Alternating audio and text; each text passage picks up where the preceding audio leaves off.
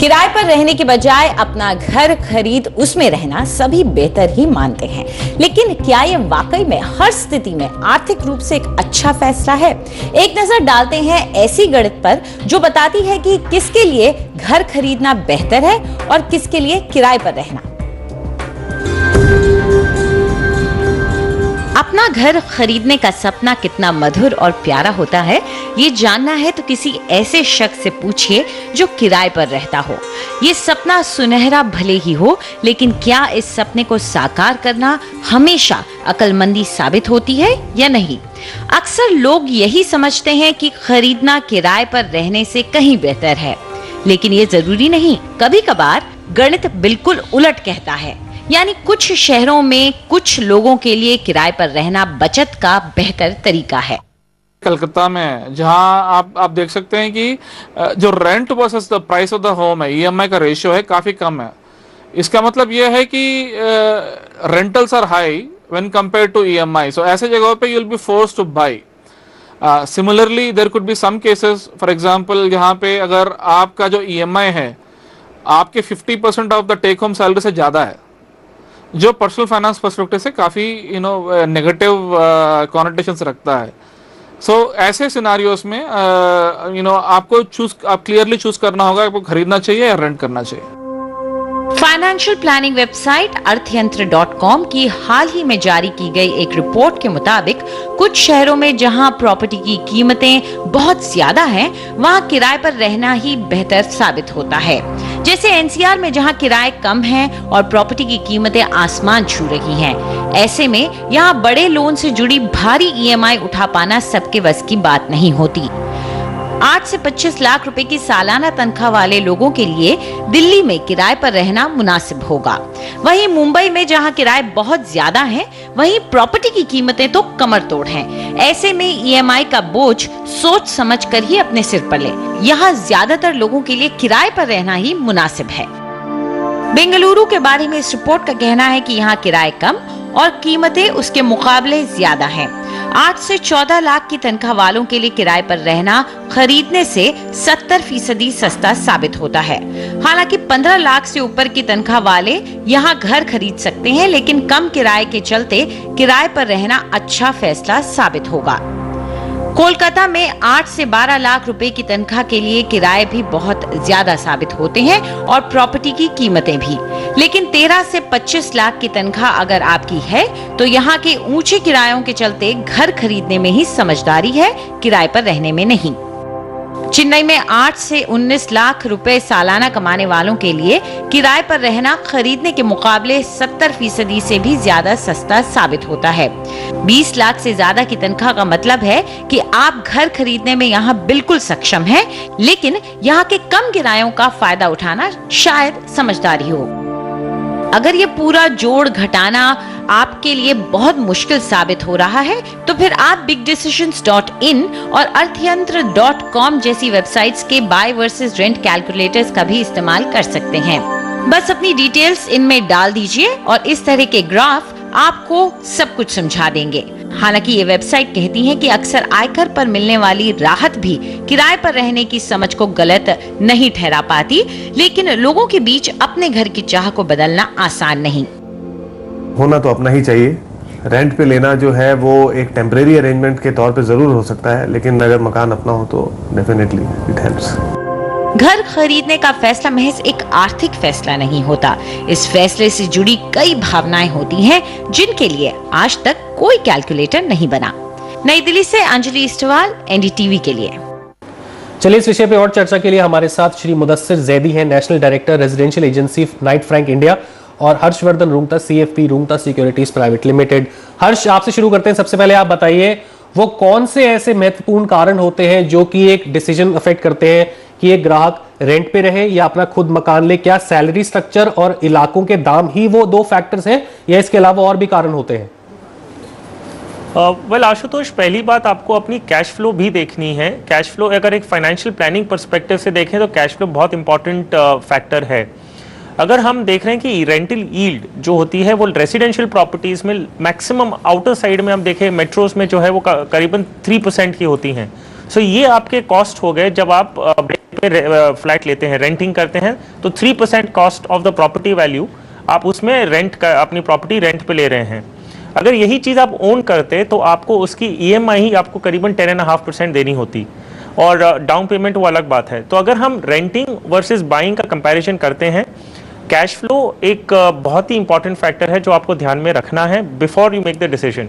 अभी बात हो रही है कि अगर हम इमोशनल वैल्यू या कैपिटल अप्रिसिएशन अगर वो फैक्टर्स देखते हैं तब शायद डिसीजन लेना एक अलग फैक्टर हो जाता है, लेकिन फाइनेंशियल प्लानिंग पर्सपेक्टिव से ये एक पर्टिकुलर कैश फ्लो बहुत ही ज़्यादा इंपॉर्टेंट फैक्टर है। दूसरी बात, आपको कन्वीनियंस भी देखनी है। अगर आप कोई भी सिटी में टेम्परेरी रह रहे हैं, आप अगर काम की वजह से पोस्टेड हैं, आप प्रॉपर्टी अगर खरीद लेते हैं वहाँ पर, और अगर आपका वापस ट्रांसफर कोई और सिटी में हो जाता है तो ये प्रॉपर्टी मैनेज करना बहुत मुश्किल होता है। हमने कई बार हमारी प्रोफेशनल लाइफ में देखा है कि हमारे जो क्लाइंट्स हैं वो दूसरी सिटी में पोस्ट होते हैं, वहाँ पर वो अपनी एक प्रॉपर्टी खरीद लेते हैं, फिर जब उनका ट्रांसफ़र होता है वहाँ से उन्हें या तो बेचनी होती है या तो लीज पे लगानी होती है। ये थोड़ा मुश्किल हो जाता है एक इंडिविजुअल के लिए मैनेज करना जब वो ऑलरेडी कोई और एम्प्लॉयमेंट में है। सो अगर हम देखें तो फैक्टर्स अगर रियल एस्टेट में purchasing versus renting, convenience of managing the property and cash flow, ये दो फाइनेंशियल प्लानिंग पर्सपेक्टिव से ज़्यादा ज़रूरी है। मुदस्सिर, हमने स्टोरी में भी देखा कि कुछ अजीब से आंकड़े भी सामने आते हैं कि दिल्ली में कहते हैं कि रेंट पे रहना सस्ता पड़ता है बनस्पत कोलकाता के, कि कोलकाता में जो रेशो है वो रेंट का बहुत हाई है। तो ऐसी क्या वजह हो जाती है कि कोई शहर में रेंट करना बहुत आसान है प्रॉपर्टी की कीमतों के मुकाबले, जबकि दूसरे शहर में मुश्किल है? रियल एस्टेट का सेक्टर जो है काफ़ी तेज़ी से बढ़ रहा है। दो चीज़ें देखी जाती हैं, एक उसका परचेज प्राइस या आउटराइट वैल्यू जो होता है, और उसका कंपैरिजन उसके रेंटल वैल्यू का। रेंटल वैल्यूज़ जो हैं उस हिसाब से नहीं बढ़ते हैं जितना आउटराइट प्राइसेस बढ़ रहे होते हैं। तो अगर आप दिल्ली में देखें पिछले 8-10 साल में, या NCR की बात करूं, तो ऑन एन एवरेज तकरीबन 25 से 30% हर साल बढ़ा है। लेकिन अगर आप रेंटल वैल्यूज़ देखें तो सालाना तकरीबन 8 से 10% के आसपास रेंट्स बढ़ते हैं।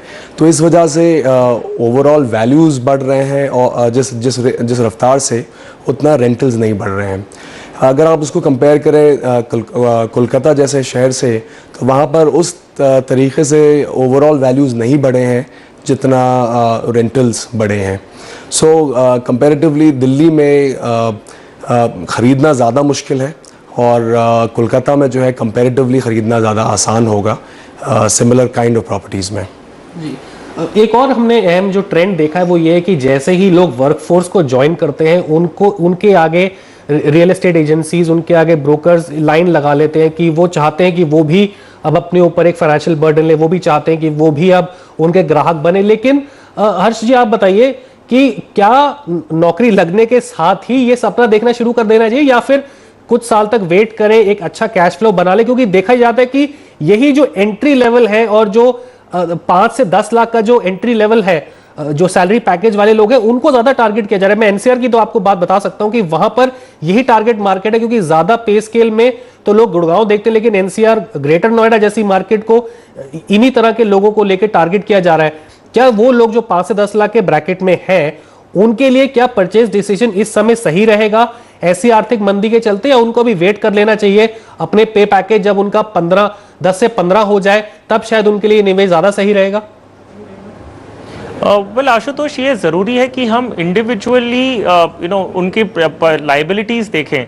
अगर कोई भी न्यू रिक्रूट है जो जस्ट जॉब ज्वाइन किया है, उनके अगर और कोई लाइबिलिटीज नहीं है, और अगर वो 50% अपनी जो नेट टेक होम सैलरी है उसका अगर 50% तक EMI पे कमिट करते हैं, तो ऐसे कोई टाइम लिमिट नहीं है। अगर आप शुरू करते वक्त आपने जॉब शुरू कर रहे हैं, उस समय आपकी लाइबिलिटीज़ कम है, आप एक EMI का बर्डन ले सकते हैं।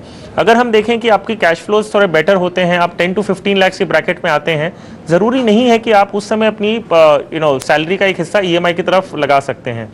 सो अगर हम फाइनेंशियल प्लानिंग के पर्सपेक्टिव से बात कर रहे हैं, ये फिर से ज़रूरी है कि आप इसे ट्रीट करें एक कैश फ्लो के ज़रिए, उसे ध्यान में रखें और फिर कमिट करें। प्रॉपर्टी, रियल एस्टेट की एक जो एस्पिरेशंस होती हैं, एक प्रेस्टीज सिंबल माना जाता है। अगर आप कमाने शुरू कर दिए हैं तो एक नेचुरल फीलिंग होती है कि आपने एक प्रॉपर्टी बना ली है, तो एक प्रेस्टीज फीलिंग आती है। लेकिन अगर आप पहला घर खरीद रहे हैं अपने खुद के सेल्फ कंजम्पशन के लिए जिसमें आप रहने वाले हैं, तो शायद आप थोड़ा एक्सीड कर सकते हैं, आपके जो कैश फ्लो की थोड़ा स्ट्रेन आ सकता है।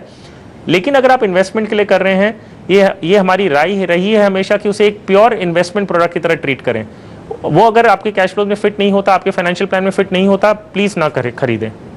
मुदस्सिर, आप क्या कहेंगे कि अगर जैसे आशुतोष ने भी बात की, खासतौर पे जो माइग्रेंट वर्कफोर्स होता है, जो किसी और शहर से उठ के आया है और वो जब घर खरीदने की चाह रखता है, और चाहे वो इन्वेस्टमेंट और कैपिटल अप्रिसिएशन को देख करके ही किया जा रहा हो, तो क्या उनको उस वक्त ये सोच करके उसी जगह लेना चाहिए जहां वो हैं, जो कि शायद एक मेट्रो हो, जहां ज्यादा कैपिटल अप्रिसिएशन हो, या उनको ऐसी जगह लेना चाहिए जहां वो शायद बाद में उसका एंड यूज भी कर सकें?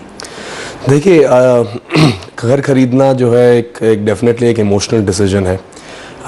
हमने बात की कि जैसे early in life, early in career जो है सैलरीज इतनी नहीं होती हैं कि घर अच्छी जगहों पर ख़रीद सकें। तो मेरा ख़्याल है कि प्रॉपर्टी जो है जितना जल्दी लें उतना ज़्यादा बेहतर है। आपकी सैलरीज़ जो हैं उतने पेस पर नहीं बढ़ती हैं जितने प्रॉपर्टी के वैल्यूज़ बढ़ रही हैं। पिछले 8-10 सालों में हम लोग ने ये देखा है। तो चाहे शुरू में अपने रहने के हिसाब से ना लें, लेकिन इन्वेस्टमेंट के तौर से ज़रूर लें एज़ अर्ली एज़ पॉसिबल। चाहे वो उस जगह ना लें जहाँ पर इमीडिएटली रह रहे हों, कहीं दूर दराज के इलाके में रहें, दूर दराज के इलाके में ख़रीदें, और या फिर किसी टियर 2 या टियर 3 सिटी में ख़रीदें। लेकिन प्रॉपर्टी जल्द से जल्द ज़रूर ख़रीदें। फिर उसके बाद जब उनकी सैलरीज़ बढ़ जाएंगी और उस जगह लेना चाहें जहां वो खुद रहना चाहेंगे, तब ये इन जो पहले इन्वेस्टमेंट किया होगा उसकी अप्रिशिएटेड वैल्यू उनको मदद करेगी अपने हाउसिंग ख़रीदने में, जो उनको उस वक्त पसंद आएगा। लेकिन जैदी साहब, मैं यहाँ पर ये कहना चाहूँगा कि जो आर्थिक मंदी के दौर से हम गुजरे और जिस प्रकार की जॉब इनसिक्योरिटी है आज के बाजार में, उसके चलते क्या 20 साल के लिए अपने ऊपर अच्छा खासा लोन ले लेना, क्या एक शुरुआती एग्जीक्यूटिव के लिए क्या वो सही डिसीजन होगा? क्या आप मानते हैं इस बात को? देखिए, 20 साल का लोन डेफिनेटली होता है, लेकिन ज़्यादातर स्टैटिस्टिक्स ये बताती हैं कि ज़्यादातर लोग जो हाउसिंग लोन लेते हैं वो तकरीबन 8 साल में अपना हाउसिंग लोन पे ऑफ कर देते हैं ना। वो इस वजह से होता है क्योंकि EMI जो होती है वो कांस्टेंट होती है, लेकिन आपकी सैलरी जो है वो हर साल जो है 8 से 15% के बीच में डिपेंडिंग के सेक्टर में आप उस पर अप्रिशिएट कर रही होती है। तो मेरे हिसाब से बर्डन जो है वो शुरू के कुछ साल में फ़ील होता है, लेकिन बाद में जो है ये काफ़ी आसान माना जाता है। दूसरा जो है इन्फ्लेशन की वजह से जो है वो रुपये की वैल्यू जो है गिर रही होती है, तो इस वजह से भी आपको उतना बर्डन नहीं फ़ील होता है। शुरुआत में डेफिनेटली ये ज़्यादा बर्डन फ़ील होगा, लेकिन बाद में जो है आसानियाँ पैदा कर देगा। जी, हर्ष, आपसे ये जानना चाहेंगे कि अक्सर ये देखा जाता है कि जब इंसान घर खरीदने जाता है तो उसकी एक दिमाग में एक कॉन्सेप्ट होता है और वो शायद अपनी पॉकेट से, अपने बजट से ज़्यादा ही ले लेता है, और ये आदत सबकी होती है, हमें भी होती है। हम कोशिश ये करते हैं, अगर 50 लाख की आपकी बजट है तो आप 1 करोड़ का खरीदने की कोशिश करते हैं। तो क्या एज ए फाइनेंशियल एक्सपर्ट आपने भी ये देखा है कि लोगों की ये आदत है कि वो अपनी पहुंच से ज्यादा जाकर के खरीदते हैं और बाद में इसका नुकसान उन्हें भुगतना पड़ता है? जी बिल्कुल अंजलि, अगर हम कोई भी घर खरीदने का डिसीजन देखते हैं, घर एक इंसान के लिए बहुत ही इमोशनल फैक्टर होता है, वो बार बार खरीदा भी नहीं जाता। तो ये एक एलिमेंट है जो ध्यान में रखते हुए अगर कोई भी घर खरीदने जाता है, वो नॉर्मली अपने जो भी मीन्स होते हैं उससे ज़्यादा ही एक्सटेंड करके खरीदते हैं। तो इसे हम 2 पहलू में देखते हैं। पहली बात है कि आपको एक डाउन पेमेंट करना होता है जब आप प्रॉपर्टी खरीदते हैं, जो 20% आपको अपनी जेब से देना है, 80% आपको बैंक फाइनेंस करता है। सो हमने ये अक्सर देखा है कि जो भी लाइफ लॉन्ग सेविंग्स होती है कोई भी इंडिविजुअल की, वो पैसे पूरे लग जाते हैं डाउन पेमेंट में। तो बाकी जो आपके फाइनेंशियल प्लानिंग के जो गोल्स थे वो सारे एक बार के लिए आपके डिस्टर्ब हो जाते हैं। बाकी जो 80% होता है वो EMI इतना लार्ज होता है कि उनके और कोई कैश फ्लो नहीं बचता कि वो दूसरी कोई चीज़ों के लिए सेव कर सकते हैं। तो ये एक कॉमन एलिमेंट है जो हमने देखा है। इसे हम गलत भी नहीं कहते हैं, क्योंकि घर खरीदना एक लाइफ टाइम अचीवमेंट ही माना जाता है आज की तारीख में। और अगर हम ये एक फाइनेंशियल प्लानिंग पर्सपेक्टिव से अगर देखते हैं, सो जैसे मैंने कहा कि अगर किसी ने अपना पहला घर खरीदा है जिसमें वो रहने के हिसाब से कर रहे हैं, तो शायद ये चीज़ को हम नज़रअंदाज कर सकते हैं। लेकिन हम हमारे जो क्लाइंट्स हैं उनको बहुत क्लियरली रिस्ट्रिक्ट करते हैं अगर वो इन्वेस्टमेंट के तौर पे ऐसे डिसीजंस लेते हैं। अगर इन्वेस्टमेंट के टाइम पे आप अपने सारे जो कैश फ्लो है और अपना जो जमा पूंजी है वो पूरा आपने एक ही एसेट में लगा दिया तो आपके बाकी गोल्स मीट नहीं कर पाएंगे। सो जहां इन्वेस्टमेंट होता है उसे एकदम इन्वेस्टमेंट की तरह ट्रीट किया जाता है, जिसमें EMI should not cross more than 50% of the net take home salary. Harsh, ये भी बताइए कि कई बार जैसा कि अंजलि ने कहा था कि रुझान बहुत ज्यादा बड़ी प्रॉपर्टी लेने पे हो जाता है और इसके चलते ही डेवलपर आपको आकर्षक स्कीम्स बताते हैं, 20% अभी दे दीजिए, 80% पोजेशन के बाद दे दीजिएगा। 20/80 स्कीम जिसपे RBI ने लगाम लगाई वो बंद हुई तो 60/40 स्कीम आ गई, 30/70 स्कीम आ गई। तो ये एक लुभाने के तरीके हैं लोगों को कि वो आए पैसा लगाएं, अभी दे दीजिए, जब पोजीशन मिलेगा तब 70% आप उतार दीजिएगा। लेकिन इसमें प्रॉपर्टी का रेट भी बढ़ जाता है, फिर इंटरेस्ट भी एक्यूमुलेट हो रहा है। तो क्या ये जो स्कीम्स ला रहे हैं डेवलपर, क्या ये सही विकल्प है उन लोगों के लिए जो भी कम ब्रैकेट में है लेकिन एक बड़े घर का सपना रखते हैं? जी नहीं, अगर हम देखें कि ये जो 20/80 या 70/30 की जो स्कीम्स थी उसमें अगर आप डेवलपर से बात करते हैं, अगर आप पूरा पेमेंट इंस्टॉलमेंट या कंस्ट्रक्शन के जो लेवल के हिसाब से पेमेंट करते हैं तो उनका एक अलग रेट होता है, और अगर आप 30/70 की स्कीम ले रहे हैं तो वो प्राइस पर स्क्वायर फुट ही वो बढ़ा के देते हैं क्योंकि उसमें एक इनहेरेंट इंटरेस्ट कॉस्ट ऐड किया जाता है। सो आपको रेट आप पहले ही ज़्यादा दे रहे हैं अगर वो स्कीम्स आप लेते हैं। आपका जो सवाल था कि ऐसी कोई स्कीम्स में आपको पार्टिसिपेट करके कोई बड़े घर का सपना रखना चाहिए, जी नहीं, हम नहीं कहेंगे कि ये अच्छा डिसीजन है। आप अपनी जो ज़रूरत है, जो खरीदने का जो आपका स्टेटिस्टिक्स होता है वो इस तरह बैकवर्ड कैलकुलेशन करते हैं। पहले आप अपना बजट बनाते हैं कि मैं कितना आप ये प्रॉपर्टी रिलेटेड आप खर्चा कर सकते हैं, फिर आप अपनी जो एरिया में आपको इंटरेस्ट है खरीदने का वो एरिया के आप स्क्वायर फुट के रेट पता करते हैं और फिर आप वो चीज़ डिवाइड करते हैं एरिया आइडेंटिफाई करने के लिए। अगर उदाहरण के तौर पे अगर आपका 50 लाख का बजट है और आपको जो एरिया में आपको खरीदना है वहाँ पे आपके 1000 रुपये का स्क्वायर फुट का रेट चल रहा है, तो आप 50 लाख को 1000 रुपये से डिवाइड करेंगे, फिर आपको एक एरिया मिलेगा। जब आप घर खरीदने जाते हैं आपको उसी स्पेसिफिकेशंस में आपको आपका घर खरीदना चाहिए ताकि आप लिमिट में रहें। अगर आप एक बेडरूम चाहते हैं क्योंकि आपका जो स्क्वायर फुट का कैलकुलेशन पे 1 BHK आ रहा है तो आप 2 BHK नहीं ले सकते क्योंकि आपका फाइनेंशियल्स उसे परमिट नहीं करते। इमोशन में खो के अगर आपने डिसीजन ले लिया तो आगे जाके डेफिनेटली आपके फाइनेंशियल्स पे बहुत ज़्यादा स्ट्रेन पड़ने वाला है। तो बहुत ज़रूरी है कि आप सोच समझ करके अपने बजट में ही लें। खैर मुदस्सिर, आपसे एक आखिरी सवाल मैं ये पूछना चाहूँगी कि हालांकि आप तो यही कहते हैं कि खरीदना और इन्वेस्टमेंट करना ज़रूरी है, लेकिन ऐसे कौन से शहर आपकी नज़र में ऐसे जहां पर शायद किराए पे रहना ठीक रहेगा, खास तौर पे तब जब लोगों को पता नहीं है कि वो वहीं उसी शहर में सेटल होने वाले हैं कि नहीं? देखिए, कई सेक्टर हैं जो इस तरह का माइग्रेंट पॉपुलेशन ज़्यादा रखते हैं। एक सेक्टर है IT जिसमें काफ़ी लोग जॉब्स भी चेंज करते हैं, उसके हिसाब से सिटीज़ भी चेंज करते हैं। तो IT के लिहाज से साउथ के जो कई सिटीज़ हैं, बेंगलोर हुआ, चेन्नई हुआ, हैदराबाद हुआ, इनमें काफ़ी अच्छा रहने के हिसाब से ऑप्शंस अवेलेबल हैं रेंट पे। इसके अलावा जैसे नोएडा है, गुड़गांव है, यहाँ पर काफ़ी अच्छे ऑप्शंस मिल रहे हैं। गुड़गांव में जो न्यू गुड़गांव का इलाका है जहाँ पर अब जाके डिलीवरी मिल रही है, यहाँ पर काफ़ी अच्छे रेंटल ऑप्शंस अवेलेबल हैं। ये नया एक सेक्टर है जो अब आबाद हो रहा है, तो यहाँ पर बहुत ज़्यादा सोशल इंफ्रास्ट्रक्चर जो है वो पूरी तरह से रेडी नहीं है, इस वजह से काफ़ी अच्छे प्राइसेस में अवेलेबल है। तो जो नए सेक्टर्स, जो नए एरियाज़ इस्टेब्लिश होते हैं, वहाँ जाके डेफिनेटली रेंटल पर काफ़ी अच्छे ऑप्शंस मिल जाते हैं। जी, मेरे हिसाब से इस बहस का तो कोई अंत ही नहीं है। शायद यदि आर्थिक स्थिति इस देश की उभर के आ जाए और शायद अगर जॉब अपॉर्चुनिटीज बढ़े और एम्प्लॉयमेंट में सिक्योरिटी हो तो शायद ये डिसीजन लेना और ज़्यादा आसान हो जाता है और ज़्यादातर लोग फिर भी बाइंग के हक में ही जाएंगे। जैदी साहब और हर्ष, आपका बहुत बहुत धन्यवाद, आप इस चर्चा में हमसे जुड़े, आप लोगों का बहुत बहुत धन्यवाद। तो फिलहाल वक्त है एक छोटे से ब्रेक का, लेकिन उसके बाद वडोदरा के प्रॉपर्टी बाजार का जायजा लेंगे क्रिसिल के साथ और बताएंगे कि प्रॉपर्टी खरीदते वक्त रखें किन बातों का ख्याल, कहीं जाइएगा मत।